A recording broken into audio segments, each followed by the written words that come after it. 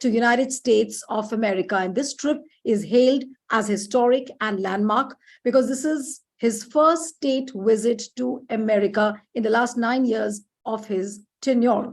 Of course, the focus is towards deeper cooperation in technology, in defense, and several other sectors. But the question we are asking is that given the fact, the kind of relations US has with Russia, China, how the dynamics will emerge in Indo-Pacific, keeping in mind all these things, how closer can India and US get? Are there any limitations towards this relationship, despite the fact that both the countries are very keen on becoming permanent partners? I'm joined by a very special panel, and we're going to look at the larger questions of this trip. And I'm joined by former diplomat Vivek Kaju. Thank you, sir, so much for joining. We have Sanjay Kapoor, who's an international affairs expert. Thank you, Sanjay. And we have K.S. Dakshinamurthy, who's the managing editor of The Federal. Thank you, Dakshin, so much for joining. And let me begin with Mr. Kaju. This trip is hailed as historic, landmark, and also a number of things are planned up towards deeper cooperation in technology and several other things. But the billion-dollar question is that how closer can US and India get? Will there be any limitations towards their relationship?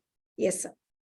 Look, as a former diplomat, I don't pay much attention to these terms like landmark, historic, closer, etc. I see relations between states in terms of interests.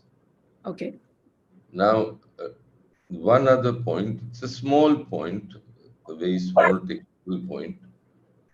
The Americans are calling this as an official state visit. And there's a reason for that. And that reason is that in their protocol, and the Americans are very rigid when it comes to matters like protocol and bureaucracies, etc., far more than us.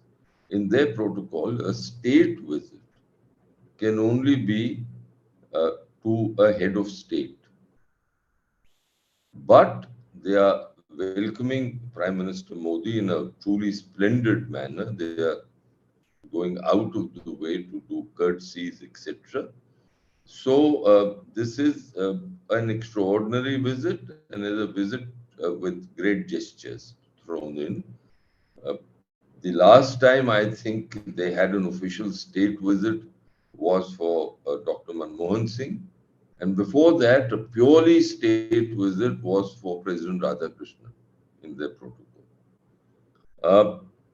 Now, it so happens that currently, I believe Indian and American interests align and coincide on many issues, especially those emerging from this very assertive, very aggressive rise of China. And that is why what I see is a greater participation of India in multilateral arrangements which are going to be inevitably led by the Americans, whose purpose would be to regulate Chinese behavior, to regulate Chinese behavior. Now, the reason why I'm saying this is because during the Cold War, there were set parameters within which the two camps, one led by the United States and the other led by the Soviet Union, interacted. There was intense competition, but there were certain rules of the game that were there, which were observed by both sides. With the Chinese, that kind of those kind of parameters have still to be established by the United States. And Secretary Blinken's visit, for instance, to my mind, had the purpose of telling the Chinese that the Americans are accepting the rise of China, but that these parameters have to be set. Otherwise, matters can get terribly dangerous. Absolutely. So, as far as India is concerned, with regard to the Indo-Pacific region, I see no alternative for us but to go along with this alignment between us and the Americans, bearing in mind that when push comes to shove, when it comes to the border, we will really have to ultimately defend ourselves, even though there may be American assistance coming in terms of intelligence, uh, etc. On the west of India, the multilateral arrangement, I2, what I think what was being called I2U2, is again a clear manifestation of what I'm saying is an alignment of interests.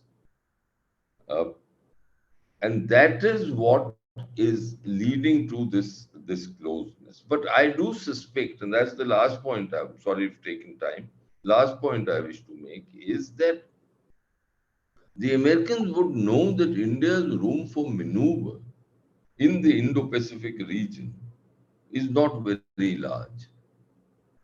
So, second, that when it comes to technology, where will India go to? To whom will India look towards? Japan to an extent, Europe, but mainly to the Americans. Hmm.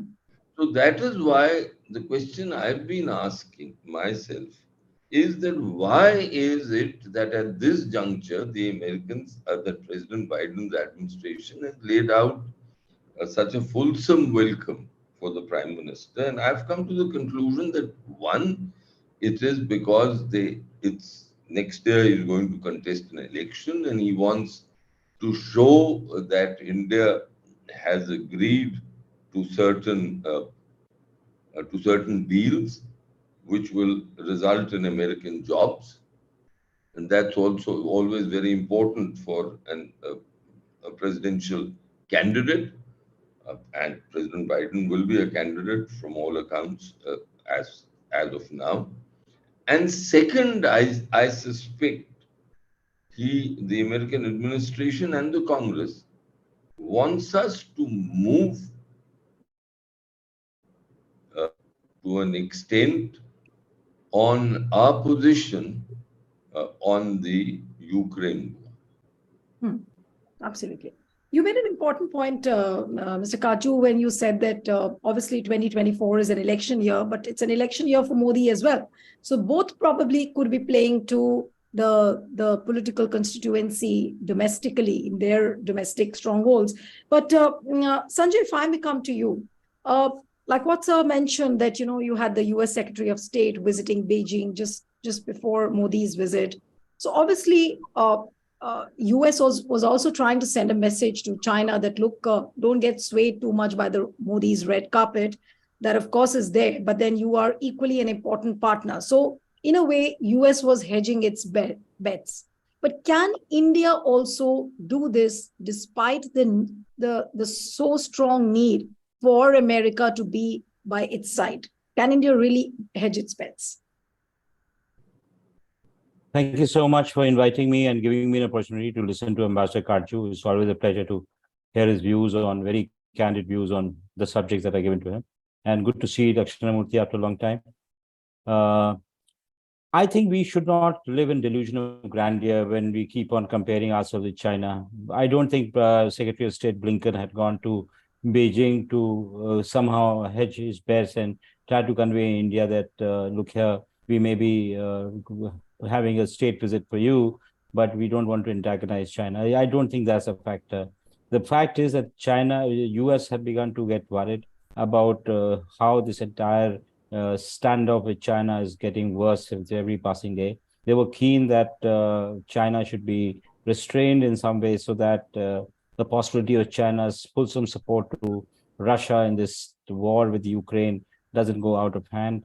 So there were many reasons that were actually packaged into one. So when Secretary Blinken went, he he took pains to tell the Chinese leadership that the US was not keen on decoupling, but talked about de-risking.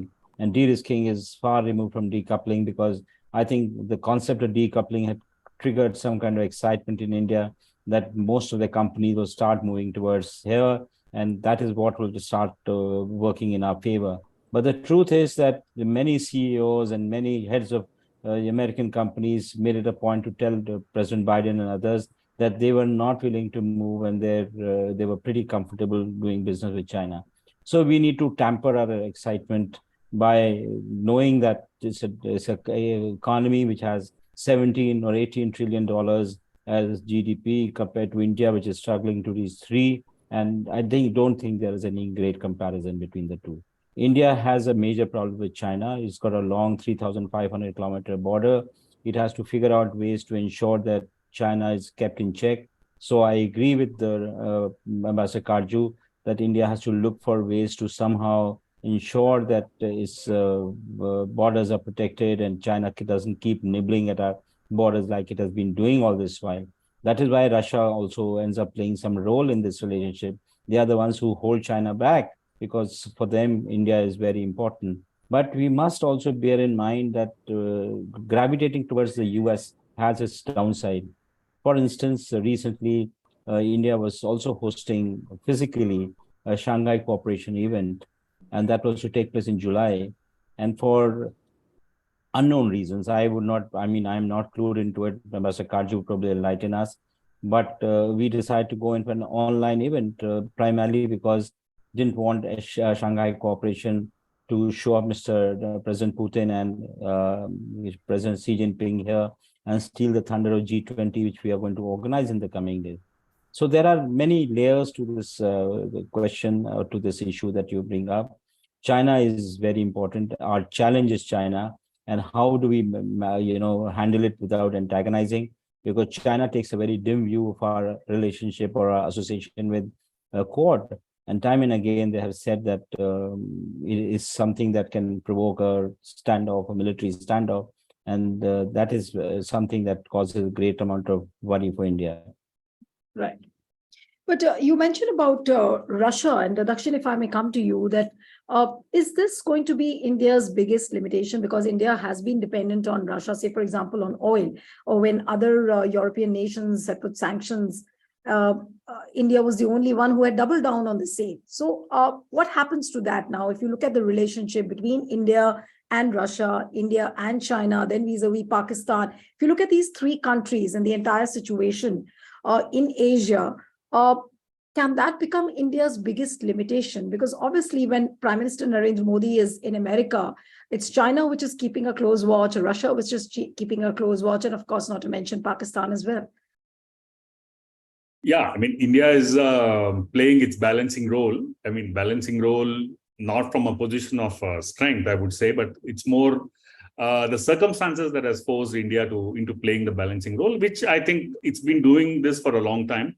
Right. And it's continuing to do that.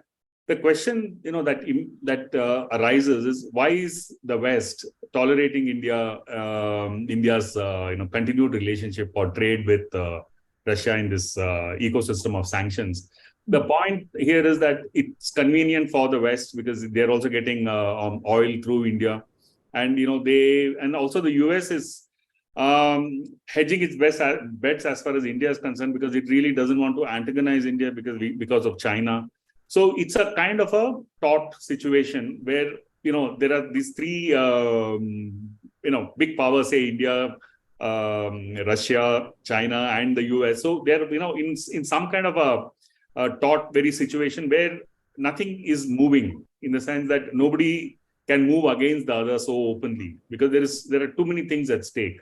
And then so India has kind of got away. It's a situation of convenience for everyone.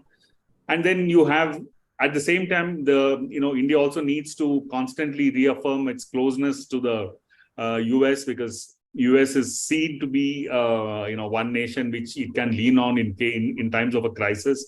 Though I'm not very sure whether if the crisis actually happens, what kind of a role the US can play to help India. I'm not really sure about this.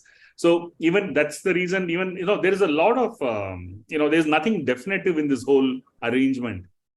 So, and amidst this arrangement, you have, an old relationship, let's say, between India and the US, which have historically been hampered by other geopolitical considerations, India's closeness to the Soviet Union, the US's closeness to Pakistan, and then now you have China as a new player. So the US and China they have their own relationship.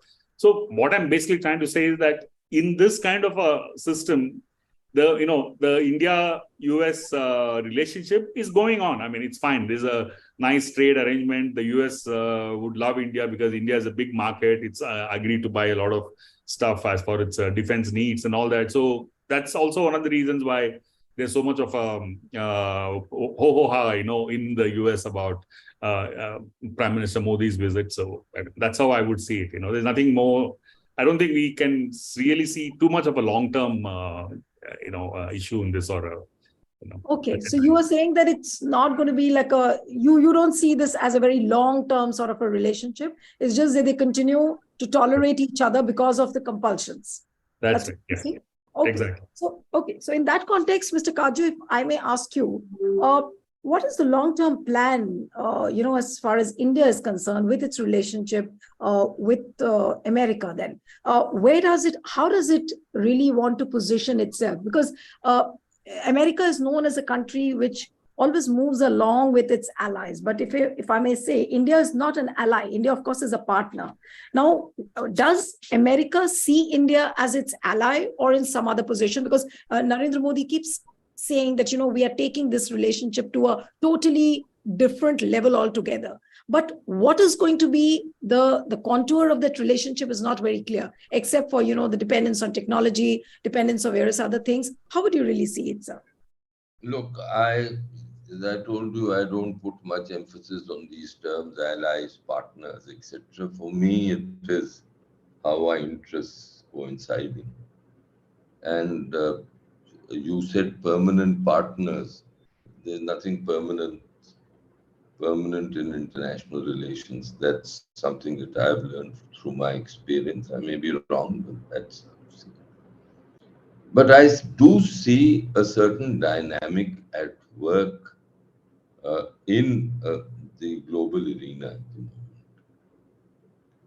Clearly, the Soviet Union is no more for over 3 decades. It's Russia. Russia is a pale shadow of what the Soviets were in their heyday, both economically as well as strategically. If you see the performance in the Ukraine war, and it is a war of aggression launched by the Russians. They may have been provoked, as they say, but it was a launch. It was an aggression. It has been an aggression. Their performance hasn't been anything to inspire confidence.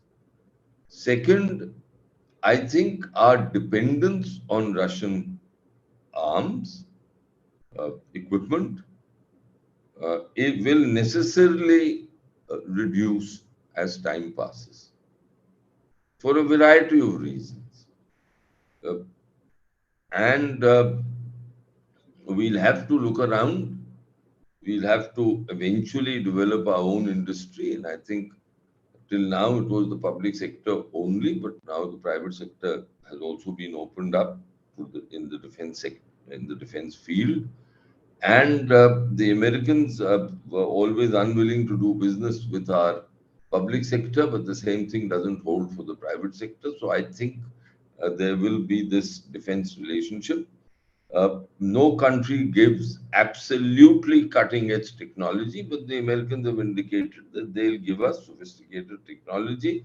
The question is that, like China, will we be able to build on that technology? उपज हम कर पाएंगे अगर हिंदी का शब्द मैं करूं. एक चीज होती है to receive it, you receive it and you work on it, and the other is that you take off from it. There are, of course, licensing arrangements, etc. But the Chinese have shown us that you can use that as a base and then branch out on your own. And that is what is really putting the fear of God in the Americans and the West.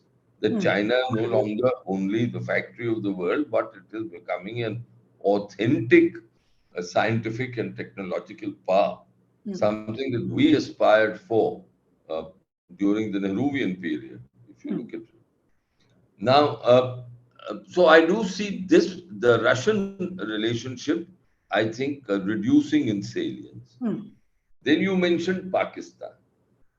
Uh, Pakistan, even if it overcomes its present troubles, and it's in deep trouble, it has to undertake major structural changes. And I don't see that happening easily because of its ideological positions, because of the very nature of the state. So that leaves us with China. Hmm.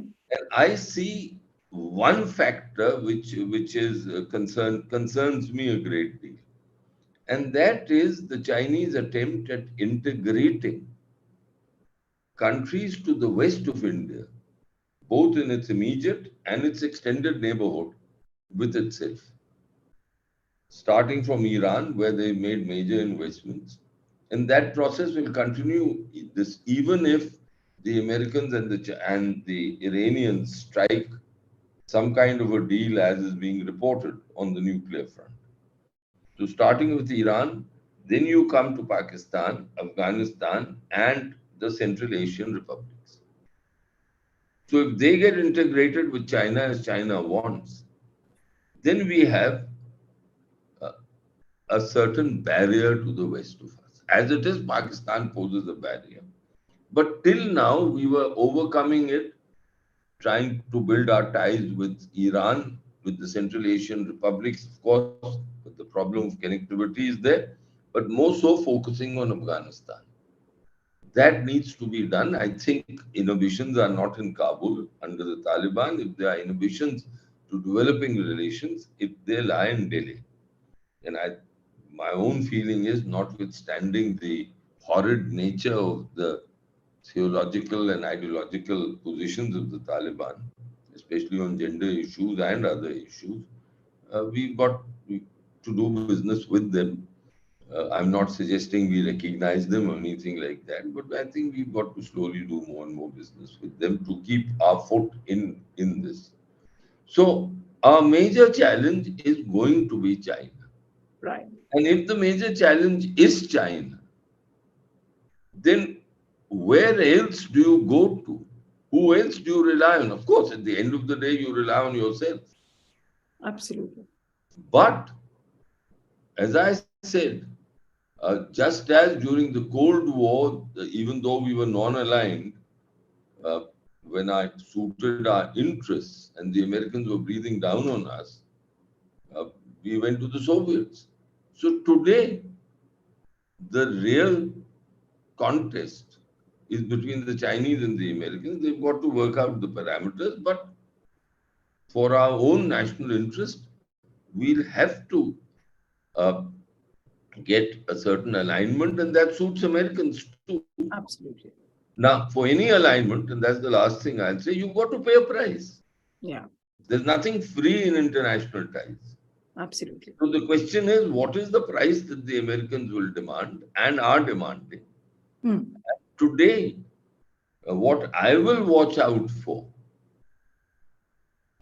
is how will the Prime Minister tomorrow formulate his position in the US, in a speech to the US Congress, in his address to the joint session of Congress on Ukraine, and how will Ukraine be reflected in the Biden-Modi joint statement? Yeah. But also, about On time, please forgive me. Sure, sir. So Sanjay, there are other things like, the jet engine technology, which is being talked about this trip. Then I was reading that, India has been wanting to buy these Sea Guardian drones from US for a very long time, and that could be also brought on the table, but we do not know. But as far as the jet engine technology is concerned, we were hearing that there was some kind of an opposition within the US Congress. And the transfer of technology, as far as America is concerned, has not been such a facile and easy process. So, of course, the broader contours have been worked out, but do you see any further challenge in this particular agreement being implemented, or all the contours have been worked out and it will sail through easily?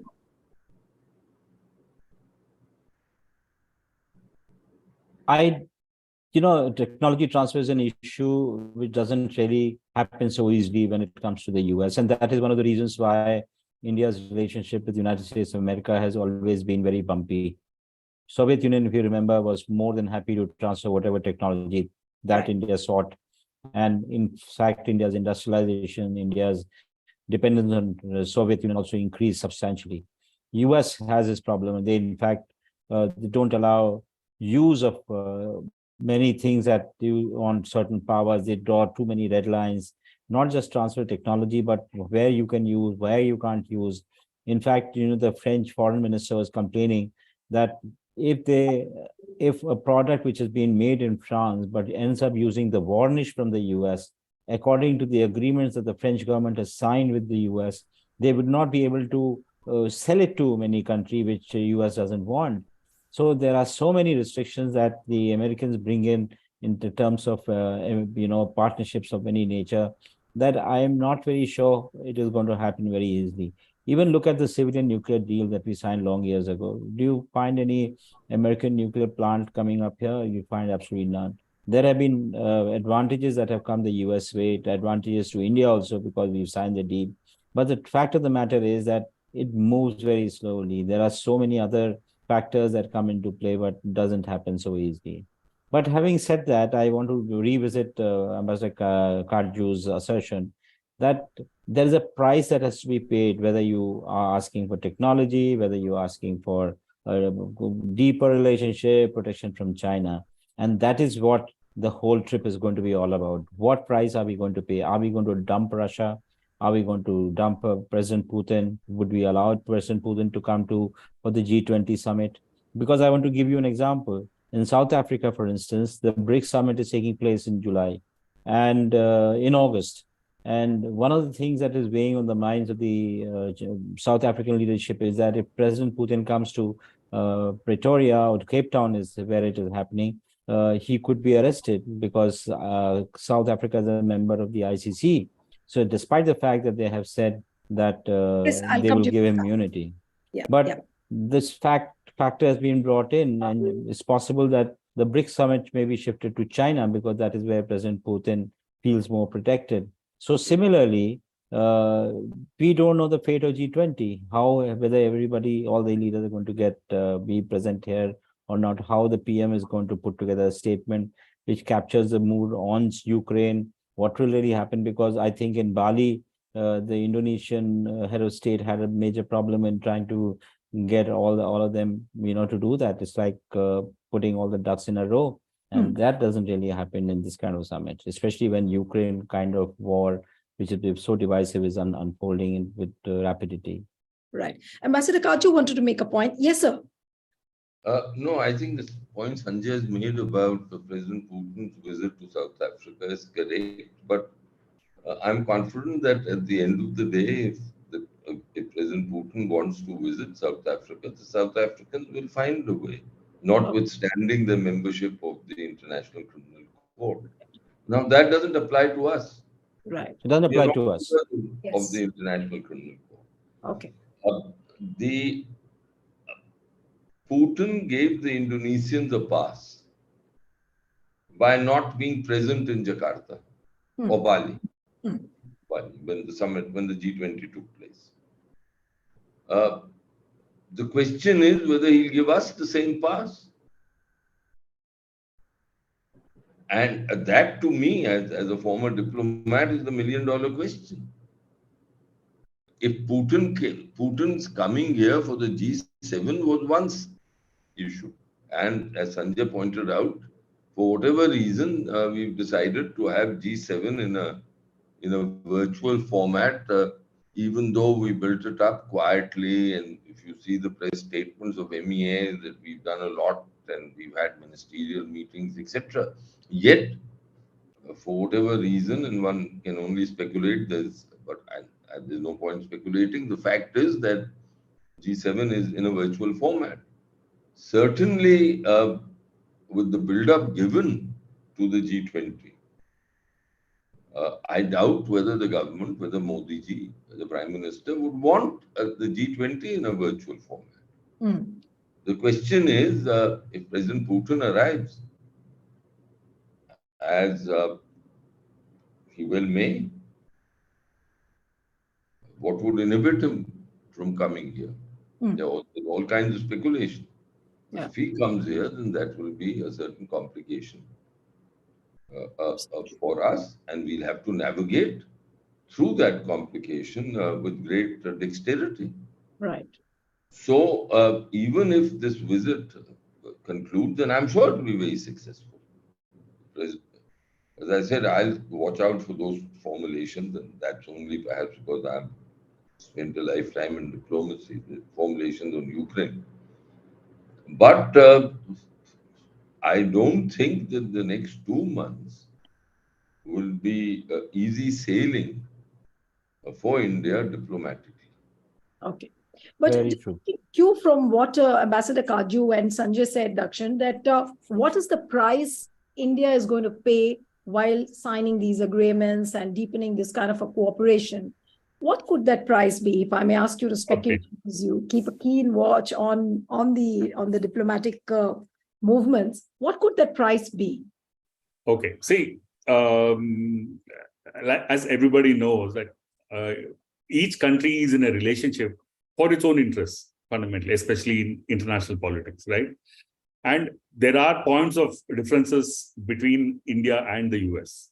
Now, I'll just give you a small example of Bangladesh. For instance, you have Bangladesh. In fact, apparently, Prime Minister Modi is carrying a message to the US, okay, on behalf of the Awami League, because there is the US is continuing to support the BNP and the interests around the BNP. Despite so many years of Bangladesh, and they still support. They appear to be supporting the pro-Pakistan sections within Bangladesh. So there's a lot of pressure. So on the Awami League, for instance, you have the issue of the caretaker government, etc., which the US is putting pressure on the existing government, the Sheikh Hasina government, to have that before the elections, as a neutral government, which the which the government is, that's passe as far as they are concerned. So there is a kind of a tension. And as far as India is concerned, India is definitely with the Sheikh Hasina government. India would not prefer the BNP government to come to power. So there is a slight difference here. In fact, India and China are on the same page, as both of them are with the Sheikh Hasina government. And then you have the US, which is really pushing for the BNP and the interests allied with the BNP. So this is just an illustration of how sometimes interests can vary. Whether Modi will be able to convince Biden that the US must relook its policy vis-a-vis Bangladesh. We must see that. So this has not been very widely reported. Apparently, this is also on the agenda. So what I'm basically trying to say is that, and as far as India is concerned, India doesn't want, it's beyond a point, it can dilute its relationship with Russia, but it can't completely cut off from Russia. It's not possible. As far as the US is concerned, US would want India to act on its behalf, ideally speaking, both as far as China is concerned, as far as the Pacific is concerned. So, but India can only go that far and not beyond. So that problem is there. So there are these ceilings which they hit, or the boundaries which they go up to. So beyond that, it is not possible. So that is why. So there is a certain sense that it's only thus far and not any further.